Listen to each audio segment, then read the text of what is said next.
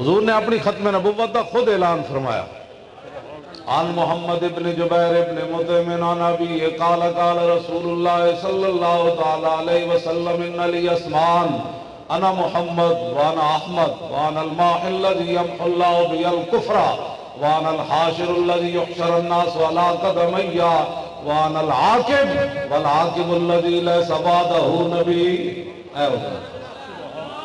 فرمایا مجھے اللہ نے کئی نام عطا فرمائے، فرمایا میرا نام اللہ نے محمد بھی رکھا اور اللہ نے میرا نام احمد بھی رکھا، اس واسطے میرے زیاں نو کدی بھول کے بھی احمد ہی نہیں کہنا، ہاں یہ کدی بھول کے بھی نہیں کہنا، یہ دوویں نام رب نے اپنے حبیب نو عطا فرمائے۔ او دجالن، او قیدیانین، او مرتدن، ہاں او انگریزاں دی پیداوارن، گندی بوٹی ہے، سانو انہاں نال کی لگے، اسی دا نال تھکنا بھی ساڑی تھک دی توہین ہے۔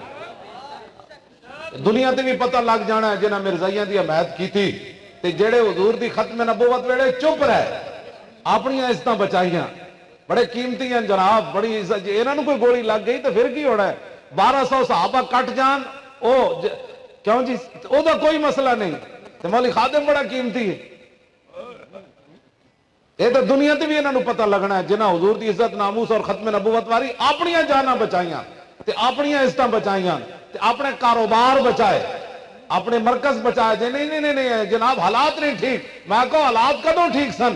ادھر کیسر و کسرا دیاں فوجاں آ گئیاں، ادھر مرتدین پیدا ہو گئے، ادھر مانعین زکات پیدا ہو گئے، ادھر جناب صحابہ دے رنگ سرمے ہو گئے حضور دی فراق وچ، ادھر جناب دو مرداں نے تے ایک زنانی نے اعلان کر دیتا نعوذ باللہ اسی بھی نبی ہاں۔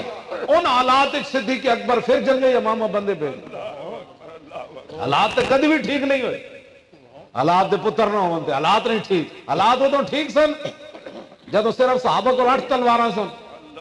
میں حضرت جی یہ پڑھ کے ہمیشہ سختے چاہ جانا، 305 صحابہ ہوتے موجود سن، 8 نو تو حضور نے حصہ دیتا، 313 تے 8 ہوون جڑے بدر وچ ہے سن نہیں، حضور انہاں نو حصہ دیتا، اوتھے 305 موجود سن، 8 تلواراں تے مل گئیاں 8 صحابہ نو، تے باقی 297 صحابہ او صف وچ خالی ہاتھ کیویں کھڑے ہو گئے؟ کسی ایک نے بھی نہیں کیا حضور تسی مروانا ہے سانو، تلوار تے پہلے دیو۔ میں کہو اقبال کی بنیا، 297 صحابہ ہیں جی ہاتھ خالی کھڑے ہو گئے، اقبال کہتا جبر و کار نہیں یہ عشق و مستی ہے، ہاں جی جبر و کار نہیں یہ عشق و مستی ہے۔ 10 اینج کر کے صحابہ کھڑے گئے، کدھر آؤ بھائی، لو جی 1000 بندہ کے کھڑے، روٹی بھی کھان دی کوئی اتنے روٹیاں دی خاطر لوگاں پتہ نہیں کی کچھ کر چھڑیا، روٹی پھر بھی انہوں 72 سال نہیں لبنی، 72,000 سال بھی گزر جان نہ پاکستان نہ انہوں روٹی لبنی، نہ انہوں امن لبنا، نہ انہوں کوئی اور شے لبنی، ایک کو صورت ہے لبنی جدو یہ رسول اللہ دے درول جان گے۔ ہاں جی ویسے پھر کے گلی گلی تباہ اور ٹھوکریں سب کی کھائے کیوں، عقل جو دل کو دے خدا پھر تیری گلی سے جائے۔ اسی یہ گل کرنے دے انہوں پریشانی ہو جاندی تھی، آپ کیا تقریریں کر، اتھے بھی کہندے جی مولانا خادم آ رہے ہیں، میں کہا اور تواڈے پیو آ رہا ہے تو مولوی میں ہوں تو تقریر ہی میں کروں، یہ کہڑی بات ہے؟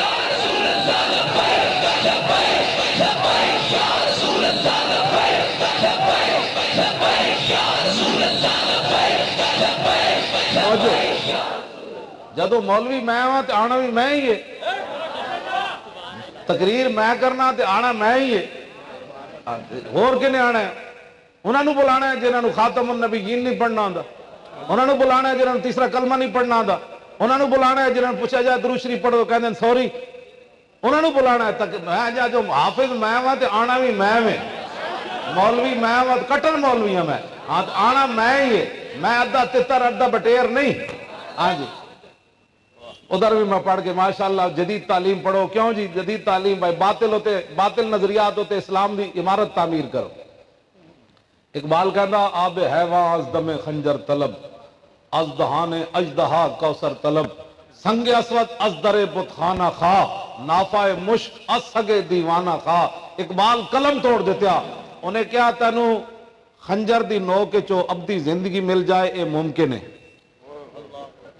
تینوں سپ دے منہ وچوں مٹھا پانی مل جائے، اقبال کہندا اے ممکن ہے، کہندا کسے بت خانے وچوں تینوں پاکیزہ پتھر لب جائے اے ممکن ہے، اقبال کہندا پاگل کتے کولوں تینوں کستوری دی خوشبو آ جائے اے ممکن ہے، لیکن سوزش از دانش حاضر مجوئے کیف حقرا ازی جامع کافر مجوئے۔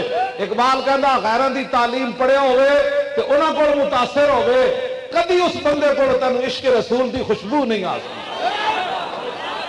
حد کر چھڑی اقبال، کیوں جی؟ ہاں جی، کہندا کتے جی جھلے کتے کول تینوں کستوری دی خوشبو آ سکتی، لیکن غیراں کول متاثر ہوئے بندہ انہاں دیاں تعلیماں پھڑ پھڑ پڑھ کے پھڑ انگلش پھڑ ہی ہے نا، اور ہے کی؟ ہاں جی، پھڑ جی میں کھوتا مطلب چھولے کھانے پھڑ کرنا، یہ پھڑ ہی ہے، اس تو علاوہ اور انگلش ہے کی؟ ہاں جی، نہ قرآن ایک آیت نہیں پڑھنی آندی، حدیث ایک حدیث نہیں پڑھنی آندی، سند دا پتہ کوئی نہیں۔ ہاں جی، ہاں جی، اور راویاں دے بارے پتہ کوئی نہیں کہ اسلام نے کیڑا علم ایجاد کر کے تے راویاں دی جناب تصحیح کی تھی، نہ انہاں نوں سیاستہ دا معنی آندا ہے، نہ سیاحون دا سیگا انہاں نوں آندا ہے، وہ تعلیمہ بڑ کر کے جی بھئی جدید پڑھے ہوئے ہیں۔ میں کہا اقبال اور تو بھی تو پڑھن گیا نا یارا، تو نہیں پڑھن گیا، تو ایڈی ڈاڈی گل کر دیتی۔ اقبال کہندا مدت مہوے تگو دو بودام رازدان دانشین و بودام باغبانا امتحانم کردان اور محرم ای گلستانم کردان اور گلستان لال رزار عبرت چونکلے کاغذ سراب نکھتے تاز بندے ای گلستان رستام آشیاں بر شاخ توبہ بستام۔